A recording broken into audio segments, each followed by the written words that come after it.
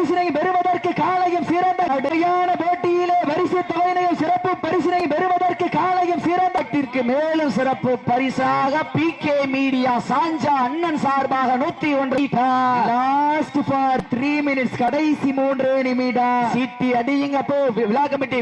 ஒன்றல்ல இரண்டல்ல 5001 பெறுவதற்கு காலையும் சிறந்த காலை வீர கொண்டிருக்கின்ற காலை மதுரை மாவட்டம் என்றாலே சங்கம் வைத்து தமிழ் வளர்த்த பாண்டிய மாமன்னனின் பெருநகராக விளங்கிக் கொண்டிருக்கின்ற மதுரை மாவட்டம் வெள்ளலூர் நாடு குறிஞ்சி பட்டி திருப்பதி தேவரவரத அமரன் காலை